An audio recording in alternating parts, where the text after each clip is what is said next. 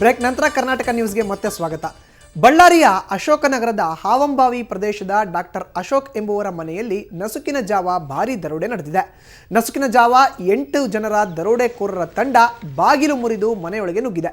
ಮನೆಯವರನ್ನೆಲ್ಲ ಮಾರಕಾಸ್ತ್ರಗಳಿಂದ ಬೆದರಿಸಿ 40 ತೊಲೆ ಚಿನ್ನ ಹಾಗೂ 5 ಲಕ್ಷ ರೂಪಾಯಿ ನಗದು ದೋಚಿ ಪರಾರಿಯಾಗಿದ್ದಾರೆ. ಇನ್ನು ದರೋಡೆಕೋರರು ಮಾಸ್ಕ್ ಧರಿಸಿ ಬಂದಿದ್ರು. ಸ್ಥಳಕ್ಕೆ ಜಿಲ್ಲಾ ಪೊಲೀಸ್ ವರಿಷ್ಠಾಧಿಕಾರಿ ಚೇತನ್ ಸಿಂಗ್ ರಾಥೋರ್ ಭೇಟಿ ನೀಡಿ ಪರಿಶೀಲನೆ ನಡೆಸಿದ್ರು. ಬೆರಳಚ್ಚು ತಜ್ಞರು ಹಾಗೂ ಶ್ವಾನದಳದೊಂದಿಗೆ ಪೊಲೀಸ್ ತನಿಖೆ ಆರಂಭಿಸಿದ್ದಾರೆ.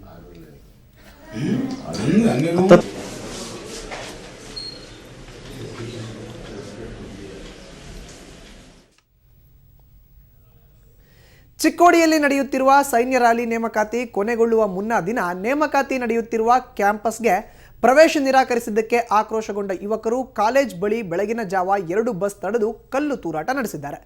ಇದರಿಂದಾಗಿ ಕೆಲ ಕಾಲ ಸ್ಥಳದಲ್ಲಿ ಬಿಗುವಿನ ವಾತಾವರಣ ನಿರ್ಮಾಣವಾಗಿತ್ತು. ಚಿಕ್ಕೋಡಿ ಡಿವೈಎಸ್ಪಿ ನೇತೃತ್ವದಲ್ಲಿ ಅಂಕಲಿ ಮತ್ತು ಚಿಕ್ಕೋಡಿ ಪೊಲೀಸರು ಸ್ಥಳಕ್ಕೆ ಆಗಮಿಸಿ ಪರಿಸ್ಥಿತಿಯನ್ನು ನಿಯಂತ್ರಿಸಲು ಹರಸಾಹಸ ಮಾಡಬೇಕಾಯಿತು.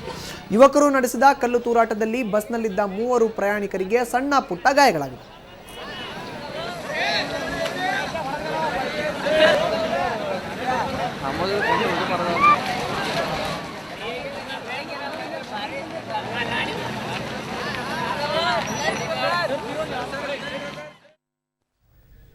ಇವತ್ತು ಬೆಳ್ಳಂಬೆಳಗ್ಗೆ ಗಡಿನಾಡಲ್ಲಿ ಭ್ರಷ್ಟ ಅಧಿಕಾರಿಗಳಿಗೆ ಲೋಕಾಯುಕ್ತರು ಬಿಸಿ ಮುಟ್ಟಿಸಿದ್ರು. ಮಾಜಿ ಸಚಿವ ಜನಾರ್ದನ್ ರೆಡ್ಡಿ ಆಪ್ತ ವಿತ್ಸೆನ್, ಮಾಜಿ ನಿರ್ದೇಶಕ ಹಾಲಿ ಅರವಳಿಕೆ ತಜ್ಞ ಡಾಕ್ಟರ್ ಬಿ ದೇವಾನಂದ್ ಅವರ ಅಹಂಭಾವಿ ನಿವಾಸದ ಮೇಲೆ ದಾಳಿ ನಡೆಸಿದ್ರು.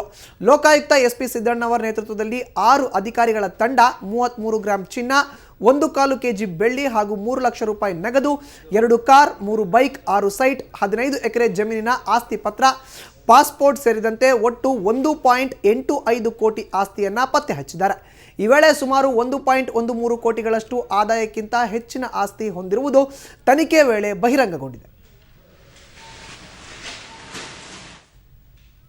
ಇನ್ನು ಕೂಡ್ಲಿಗಿ ತಾಲೂಕಿನ ಗುಡೇಕೋಟೆಯ ಪಿಡಿಒ ಆರ್ ಪ್ರಕಾಶ್ ಎಂಬುವರ ಕೂಡ್ಲಿಗಿಯ 2 ನಿವಾಸಗಳ ಮೇಲೆಯೂ ದಾಳಿ ನಡೆಸಿದ್ರು. ಸುಮಾರು 71 ಲಕ್ಷ ರೂಪಾಯಿ ಮೌಲ್ಯದ ಆಸ್ತಿ ಪತ್ತೆ ಹಚ್ಚಿದ್ದು ಅದರಲ್ಲಿ ಸುಮಾರು 42 ಲಕ್ಷ ರೂಪಾಯಿ ಆದಾಯಕ್ಕಿಂತ ಹೆಚ್ಚಿದೆ ಎಂದು ತಿಳಿದು ಬಂದಿದೆ.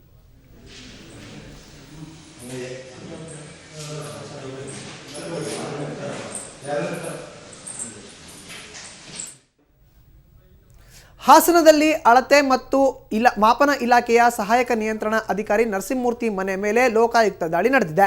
ನರಸಿಂಹಮೂರ್ತಿ ವಾಸವಿದ್ದ ಕೆಆರ್ ಪುರಂನ ಮನೆ ಮೇಲೆ ಲೋಕಾಯುಕ್ತ ಎಸ್ಪಿ ವೇದಮೂರ್ತಿ ನೇತೃತ್ವದ ತಂಡ ದಾಳಿ ನಡೆಸಿತು. ಮಹತ್ವದ ದಾಖಲೆಗಳನ್ನು ವಶಪಡಿಸಿಕೊಂಡ ಅಧಿಕಾರಿಗಳು ಅಧಿಕಾರಿ ನರಸಿಂಹಮೂರ್ತಿಯಿಂದಲೂ ಮಾಹಿತಿ ಸಂಗ್ರಹಿಸಿದರು. ಇನ್ನು ನರಸಿಂಹಮೂರ್ತಿಗೆ ಸೇರಿದ ಬೆಂಗಳೂರಿನ ಯಲಹಂಕದಲ್ಲಿರುವ ಮನೆ ಮತ್ತು ಚಿಕ್ಕಬಳ್ಳಾಪುರದ ಮನೆ ಮೇಲೂ ಏಕಕಾಲದಲ್ಲಿ ಲೋಕಾಯುಕ್ತ ಅಧಿಕಾರಿಗಳು ದಾಳಿ ನಡೆಸಿದ್ದಾರೆ.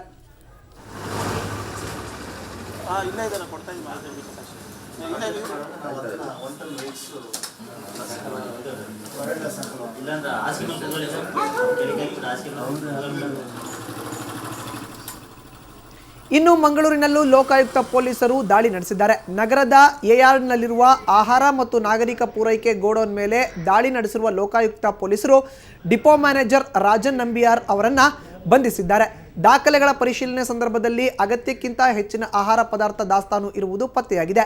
ಈ ಹಿನ್ನೆಲೆಯಲ್ಲಿ ಅಧಿಕಾರಿಯನ್ನು ವಶಕ್ಕೆ ತೆಗೆದುಕೊಂಡಿರುವ ಪೊಲೀಸರು ಹೆಚ್ಚಿನ ವಿವರವನ್ನು ಸಂಗ್ರಹಿಸುತ್ತಿದ್ದಾರೆ.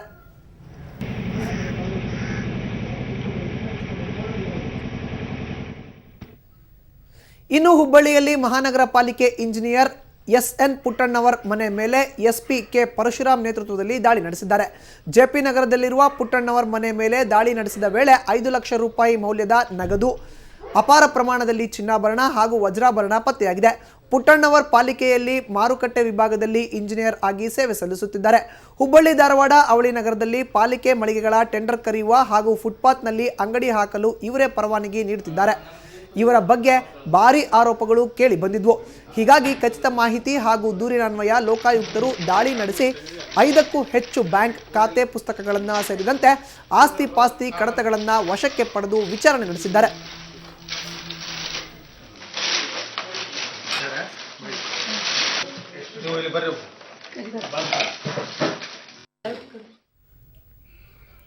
ಮಂಡ್ಯ ಜಿಲ್ಲೆಯ ಮಾಜಿ ಸಂಸದ ಜಿ ಮಾದೇಗೌಡರ ವಿರುದ್ಧ ಈಗ ಭೂ ಕಬಳಿಕೆ ಆರೋಪ ಕೇಳಿಬಂದಿದೆ.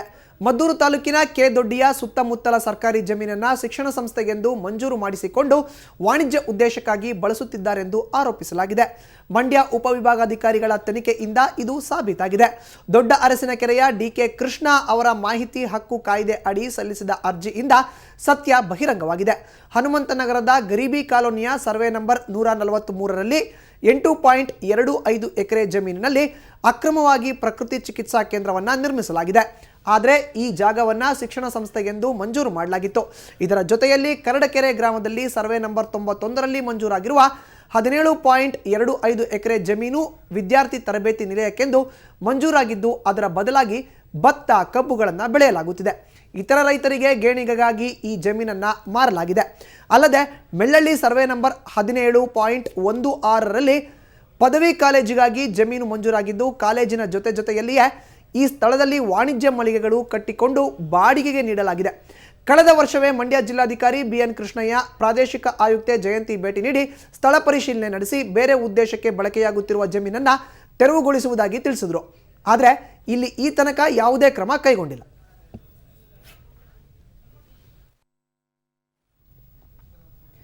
ಕೇವಲ ಅರ್ಧ ಗಂಟೆಯಲ್ಲೇ ಶೌಚಾಲಯ ನಿರ್ಮಾಣ ಮಾಡಲು ವಿನೂತನ ಮಾದರಿಯೊಂದನ್ನು ಕೊಪ್ಪಳದಲ್ಲಿ ಜಾರಿಗೆ ತಂದಿದ್ದಾರೆ. ಜಿಲ್ಲಾ ಪಂಚಾಯತ್ ನಿರ್ಮಲಾ ಭಾರತ ಯೋಜನೆ ಅಡಿ ಶೌಚಾಲಯ ನಿರ್ಮಾಣದ ಕಾಮಗಾರಿಗೆ ಚಾಲನೆ ನೀಡಿದೆ. ಈ ಯೋಜನೆ ಅಡಿ 1 ಲಕ್ಷ ಶೌಚಾಲಯಗಳನ್ನು ನಿರ್ಮಾಣ ಮಾಡಲಾಗುತ್ತಿದ್ದು ಪ್ರತಿಯೊಂದು ಶೌಚಾಲಯವನ್ನು 10,000 ರೂಪಾಯಿ ವೆಚ್ಚದಲ್ಲಿ ನಿರ್ಮಾಣ ಮಾಡಲಾಗುತ್ತಿದೆ. ಆದರೆ ವಿಶೇಷವೆಂದರೆ 3 ಫೀಟ್ ಉದ್ದ 3 ಫೀಟ್ ಅಗಲದ ಶೌಚಾಲಯವನ್ನು ಕೇವಲ ಅರ್ಧ ಗಂಟೆಯಲ್ಲೇ ನಿರ್ಮಾಣ ಮಾಡುವ ಮೂಲಕ ರಾಜ್ಯದಲ್ಲಿಯೇ ವಿನೂತನ ಮಾದರಿಯನ್ನು ಪರಿಚಯಿಸಲಾಗಿದೆ.